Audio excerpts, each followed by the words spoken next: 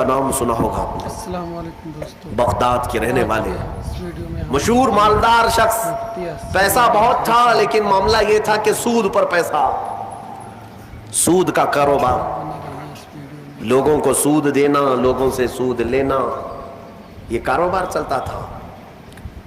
مسلمانوں اگر اپنے معاشرے میں سود کی بلا ہے تو فوراً توبہ کر لو۔ میرے آقا صلی اللہ علیہ وسلم کا فرمان عالی شان ہے، جس نے سود کا ایک لقمہ کھایا وہ گناہ اتنا بڑا ہے کہ جیسے کہ کعبے کے سامنے اس نے اپنی ماں سے زنا کیا۔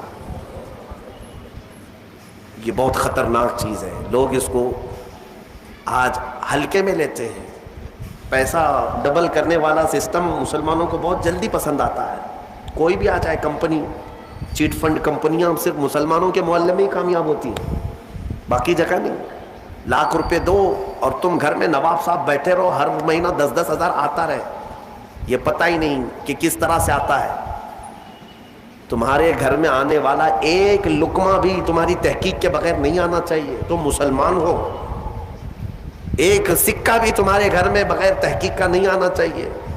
اگر مشکوک، یعنی جس میں شک ہے، حرام کی بات نہیں کر رہا ہوں، حرام تو بڑی بات ہے، جس مال میں شک ہے اس مشکوک مال کا بھی ایک لقمہ کھا لیا تو اولاد بگڑ جاتی ہے۔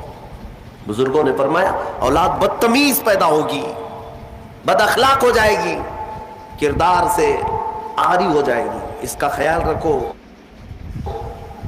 تو میں عرض یہ کر رہا تھا کہ حبیب اعجمی سود کا کاروبار کرتے رہے۔ ایک دن ایسا ہوا کہ اپنی بیوی سے گوشت لا کر دیا اور کہا کہ پکاؤ۔ بیوی نے کہا لکڑیاں نہیں ہیں، کہا کہ میں فلاں کے اوپر میرا سود آتا ہے، سود میں وہ لکڑیاں لے آؤں گا، سود میں لکڑیاں بھی، گھر کا آٹا بھی سود میں لا کر کے دیے۔ بیوی نیک تھی، سمجھاتی رہی۔ اس دن دعا کرتی ہے مولا میرے شوہر، میرے سرتاج، میرے رفیق حیات کو ہدایت دے دے۔ جب چولہے پر یہ ہانڈی رکھی گئی، کھانا پک گیا، یعنی سالن پکا تو اس نے اتارا، حبیب اجمی دسترخوان پر تھا، ہانڈی کھولی گئی تو اس میں پکتا ہوا خون تھا، خون کے علاوہ کچھ نہیں۔ حبیب اعجمی نے پوچھا یہ کیا ہے؟ بیوی نے کہا جب لوگوں کا مال سود میں لا کر کے دو گے تو اللہ تعالیٰ تمہیں دنیا میں ہی خون کھلا رہا ہے، آخرت میں کیا عذاب ہوگا۔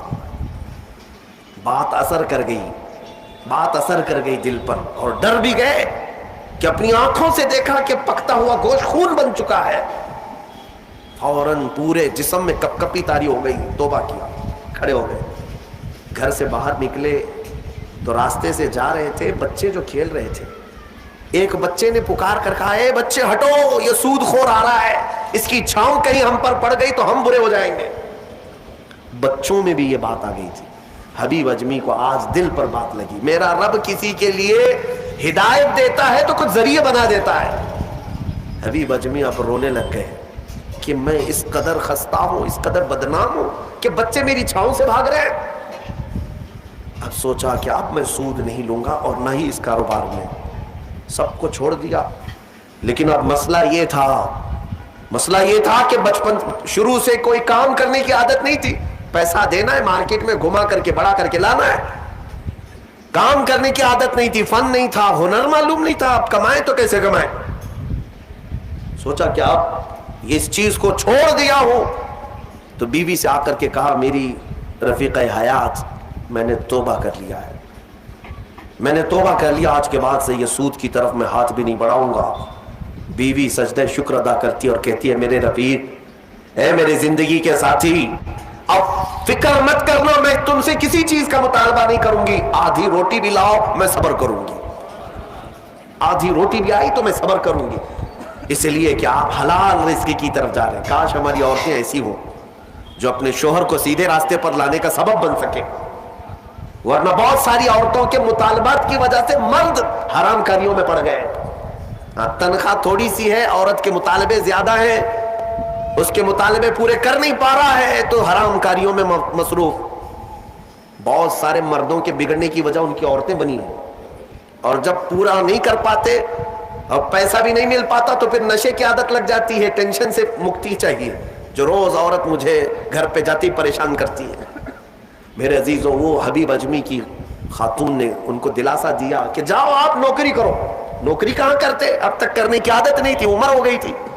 سیدھے گئے ایک دیہات, چھوٹا گاؤں تھا, اس گاؤں کی ایک مسجد تھی, مسجد کے اندر جا کر بیٹھ گئے. دن بھر بیٹھے رہے, نمازیں پوری پڑھ لی, عشاء کا وقت ہو گیا, نماز پڑھ کر کے اللہ کی بارگاہ میں رونے لگے, مولا کام کا آدمی نہیں ہو, اب تک کیا نہیں, اب میں اپنے گھر کیسے چلا ہوں, تو میرے لیے کوئی انتظام فرما.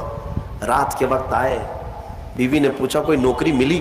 کہاں مل گئی ہے, نوکری مل گئی ہے, بہت ہی اچھی جگہ پر ایک بادشاہ ہے, اس کے ہاں خدمت پر میں لگ گیا. کہا بہت اچھی بات ہے. دوسرے دن پھر گئے, اسی مسجد میں بیٹھے رہے. رات کو آئے, بیوی نے پوچھا کچھ اجرت ملی آج؟ جس بادشاہ کے ہاں کام کر رہے ہو تمہاری نوکری پر کچھ تنخواہ ملی؟ کہا نہیں, بادشاہ نے کہا ہے کل دے دوں گا. اپنی بیوی کو ٹال رہے تھے, اپنی بیوی کو ٹالنے کے لیے بول دیا ایسی کہ نوکری کر رہا ہوں. کہا کہ کل دینے کا وعدہ کیا ہے. پھر تیسرا دن آیا, تیسرے دن بھی وہ اسی مسجد میں رات گزار کر آئے. بیوی نے پھر پوچھا کچھ اجرت ملی؟ کہا نہیں آج بھی نہیں دیا, بادشاہ نے کہا کل دے دوں گا.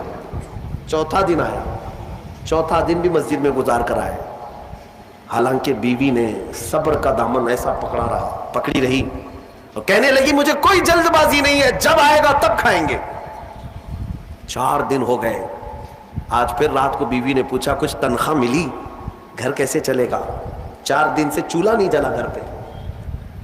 کہا آج بھی بادشاہ نے نہیں دیا, کہا کل دوں گا, روز کل روز کل.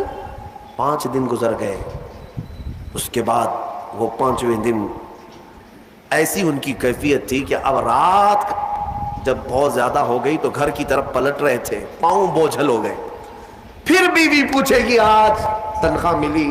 روز جھوٹ بول رہا ہوں, روز جھوٹ بول رہا ہوں, مجھے کون تنخواہ دے گا؟ آج کیا بولوں اپنی بیوی کو, اپنی شریک حیات کو. جب وہ واپس پلٹے تو آج رات کو اپنے گھر کے باہر ہی دیکھتے ہیں گھر میں خوب اجالا ہے, گھر میں روشنی ہے. گھر کی طرف آگے بڑھتے بڑھتے آئے, میری بیوی سوئی نہیں, انتظار میں ہوگی, پوچھے گی کیا اجرت ملی, تنخواہ ملی. لیکن جیسے ہی گھر کے اندر گئے, بڑا سا دسترخوان بچھا ہے, ہر قسم کے کھانے لگے ہوئے, کھانے لگے ہوئے ہیں. حیرت میں آ گئے, 5 دن کے کمانے کا کوئی ذریعہ نہیں, میری بیوی کے پاس بھی اتنا مال نہیں, یہ کہاں سے آیا دسترخوان؟ بیوی کو جلال میں پوچھنے لگے یہ دسترخوان کہاں سے آیا, یہ کھانا کیسے آیا؟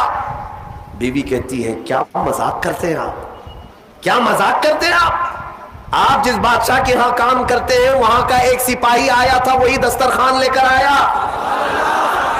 اور سارا کھانا اسی نے دیا ہے, اور یہ مجھے کہہ کر گیا ہے اے خاتون تیرا شوہر رات میں آئے تو اسے کہہ دینا یہ تو 5 دن کی اجرت ہے, اور محنت کرے گا اور اجرت دی جائے گی.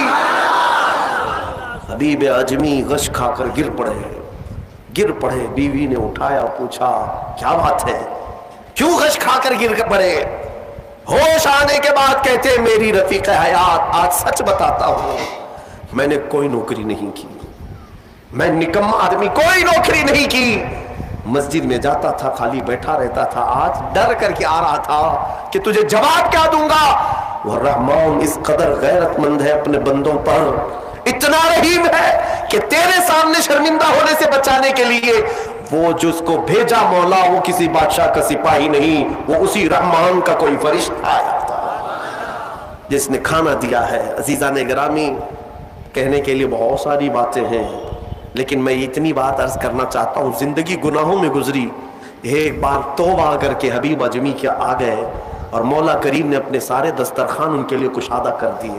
اس کے بعد جانتے ہیں حبیب اعجمی اسی دسترخوان سے اٹھ کر کے جو چلے گئے, ایسی عبادات, ایسے مجاہدات کیے, اللہ اکبر, اس مقام عظما پر فائز ہو گئے تھے کہ جس مقام کی غوث اعظم عبد القادر جیلانی بھی تعظیم کیا کرتے تھے رضی اللہ تعالیٰ عنہ.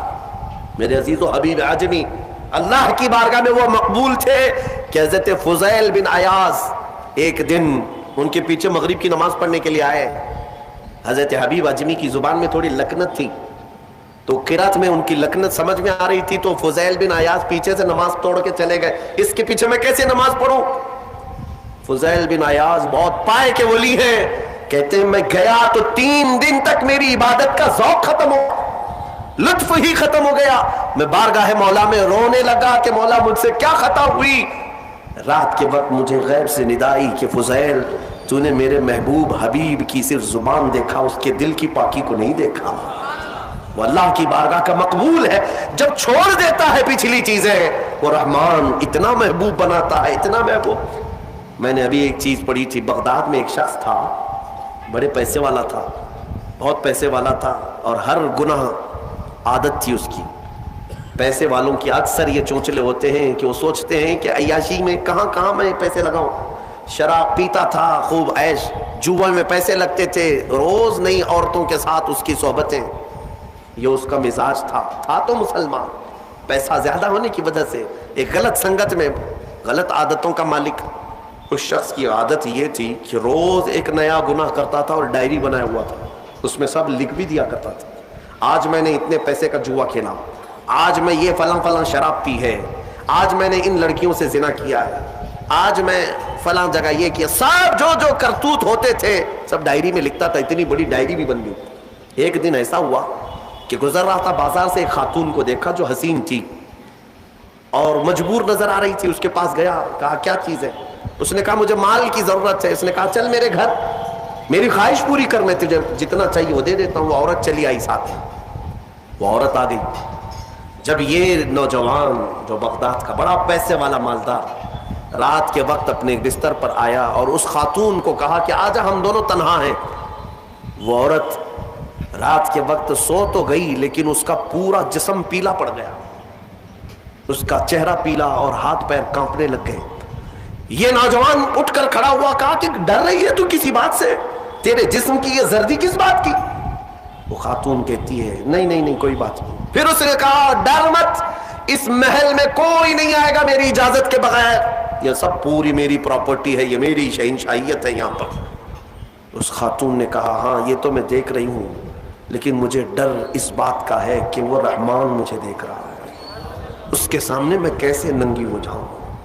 میں نے آج تک یہ گناہ نہیں کیے, میں پیشہ ور عورت نہیں ہوں. وہ کہتی ہے میں ایک بیوہ عورت ہوں, میرے 3 بچے ہیں, 4 دن سے بھوکے ہیں. میں روز انہیں تسلی دیتی ہوں کہ مجھے بازار میں کچھ کام مل گیا تو میں اجرت لا کر کے تمہیں کھلا دوں گی. مجھے کوئی نوکری نہیں دیتا, اور آج میں مجبوراً بازار میں کھڑی تھی, تو مجھے مل گیا. میں اپنے چھوٹے بچوں کے, یتیم بچوں کی بھوک کو ختم کرنے کے لیے تیرے گھر آ گئی, لیکن جب بستر پر سوئی تو مجھے خوف ہونے لگا کہ میرا رب دیکھ رہا ہے. میں نے آج تک جسم کو ننگا نہیں کیا. وہ ڈری ہوئی عورت تھی, پاکیزہ عورت تھی. جب اس کی زبان سے یہ جملے نکلے تو یہ جو نوجوان تھا, جو گنہگار تھا, وہ کھڑا ہو گیا, کہا اے خاتون اٹھ جا, بستر سے اٹھ جا. اور اس کے بعد کہتا ہے دیکھ میں تجھے بتاؤں میرے پاس کیا کیا ہے. اس زمانے کی جو سواریاں تھیں, گاڑیاں تھیں, سب میرے پاس, بڑا بنگلہ, بڑی جائیدادیں, ہر طرح کے کھانے, سونے چاندی, زیورات, سب میرے پاس. مولا نے مجھے بہت کچھ دیا, لیکن آج تو نے مجھے دل دیا, آج تو نے میرے دل کو جھنجھوڑا. میرے پاس اتنی نعمتیں ہونے کے باوجود میں اب تک ڈرا نہیں اللہ سے, اور تیرے گھر میں کھانے کو ایک لقمہ بھی نہیں, پھر بھی تو اللہ سے ڈر رہی ہے. مجبور ہونے کے باوجود تو ڈر رہی ہے اللہ سے.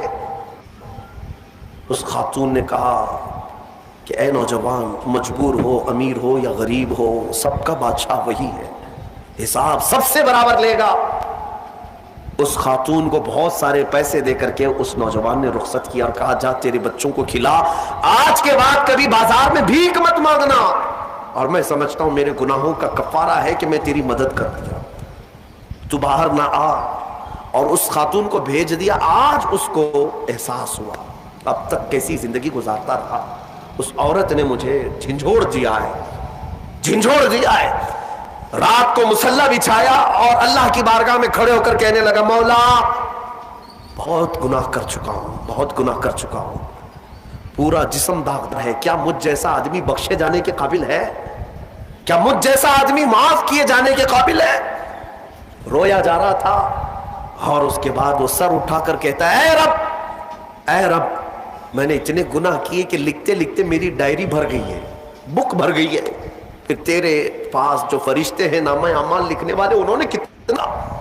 اور اس کے بعد ہاتھ جوڑ کر کہتا ہے رحمان اپنے دربار میں میں اتنی بات عرض کرتا ہوں, اگر میں بخشے جانے کے قابل ہوں تو مجھے معاف کر, یا تو پھر آسمان سے آگ بھیج کر کے مجھے ہلاک کر دے, مجھے ختم کر دے مولا, میں بہت داغدار ہوں, بہت داغ دھبے لگا دیے.